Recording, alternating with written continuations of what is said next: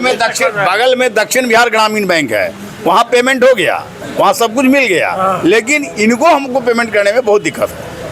ये परेशानी है। हरास करते हैं, जान के हरास कर रहे हैं। रिटायरी आदमी को गेट नहीं खुलवाता है। आदमी सोचिए कि गर्मी में इतना आया हुआ है, मरेगा तो कौन देगा?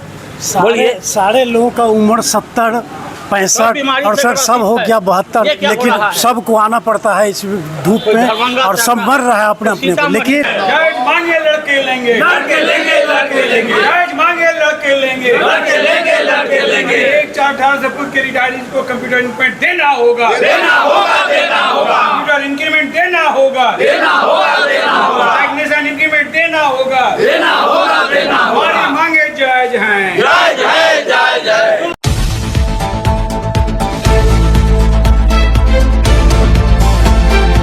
नमस्कार, मैं मुकेश कुमार, आप देख रहे हैं बीडी न्यूज चैनल। अभी हम पहुंच चुके हैं उत्तर बिहार ग्रामीण बैंक के प्रधान डाकघर के पास, प्रधान कार्यालय के पास। यहां कुछ धरना प्रदर्शन चल रहे हैं। आइए लोग से बात करते हैं, क्या अपनी मांगों को लेकर ये लोग धरना पर बैठे हुए हैं। जी बताया जाए भैया, क्या मांग लेकर बैठे हुए हैं अपने? हम लोग की मुख्य मांग है, हमारा DFS department of financial services ने कर्नाटक हाई कोर्ट के आदेश के आलोक में सभी कर्मचारी पदाधिकारियों को कंप्यूटर इंक्रीमेंट देने के लिए आदेश दिया और वह आदेश 1/11/93 से लागू है, जो सभी को देना है। लेकिन हमारा उत्तर बिहार ग्रामीण बैंक का मैनेजमेंट चेयरमैन जो है, तो 1/4/18 के बाद के रिटायरी को तो दे दिए, लेकिन 1/4/18 से पूर्व के रिटायरी को उन्होंने नहीं दिया है, जिसके लिए हम लोग आंदोलनरत हैं। और साथ ही साथ अभी तक 1/4/18 के बाद के रिटायरी को कंप्यूटर इंक्रीमेंट का एरियर तो दिया है, लेकिन उसके ग्रेजुटी और लीव इनकैशमेंट का एरियर भी अभी तक नहीं दिया है, जिसके कारण भी हम लोग आंदोलित हैं। और यही नहीं, संक्षेप में जानिए कि उत्तर बिहार ग्रामीण बैंक का मैनेजमेंट जो है, वो हम रिटायर्ड कर्मचारियों का शोषण करता है।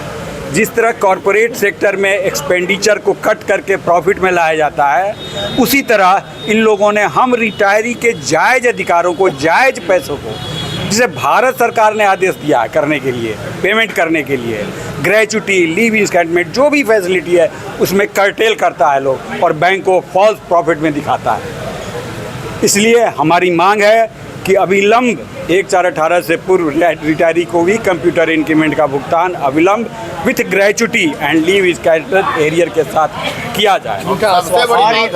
सबसे बड़ी बात है कि यह धोखाबाजी करता है चेयरमैन बोलता है डिस्कशन में कि हम प्रयास कर रहे हैं, हम गवर्नमेंट को लिखे हैं आपको देने के लिए दिस दैट, जबकि ऐसा कुछ नहीं करता है कि एक पत्र भी नहीं भेजा है इसके क्लैरिफिकेशन के लिए।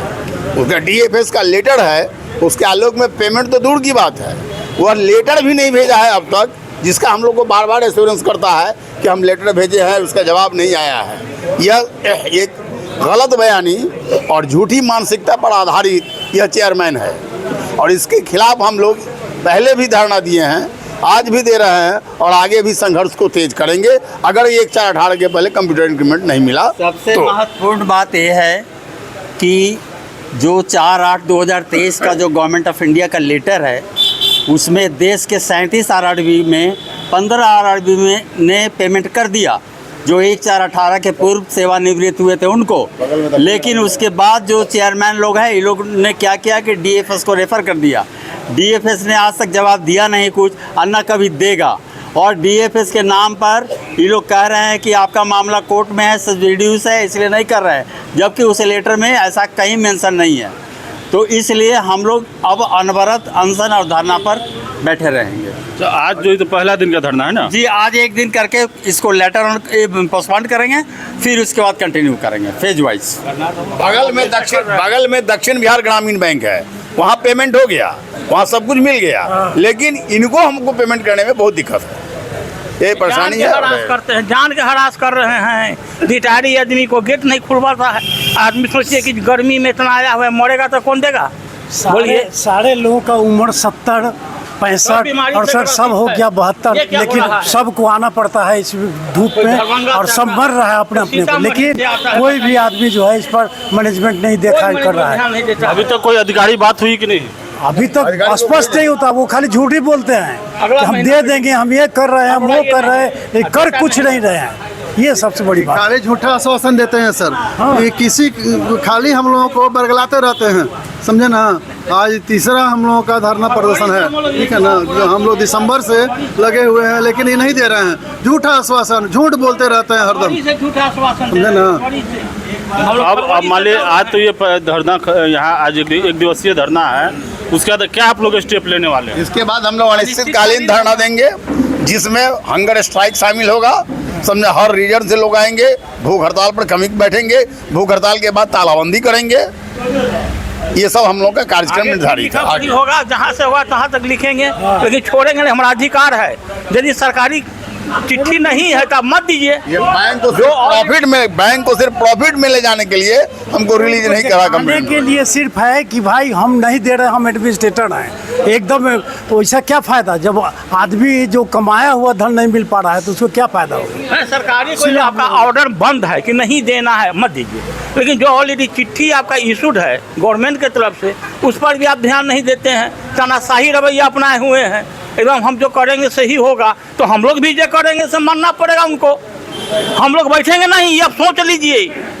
बुढ़ा गया है, हम 68 बरस के हैं, लेकिन अभी हम 25 बरस का बरवत में खून है। हम लोग छोड़ेंगे नहीं। हम सुना यहाँ बुजुर्ग रिटायर्ड कर्मचारी लोग अपने मांगों को लेकर बैठे हुए हैं, जो इनकी उम्र अभी होती है घर में आराम से रहने की, लेकिन अभी अपने मांगों को लेकर जो सरकार के द्वारा चिट्ठी जारी हो गई है, कोर्ट के द्वारा चिट्ठी जारी हो गई है, उस चिट्ठी पर यहाँ की जो प्रबंधन है, उत्तर बिहार ग्रामीण बैंक के जो प्रधान कार्यालय के जो चेयरमैन हैं, इनकी बातों पर ध्यान नहीं दे रहे हैं।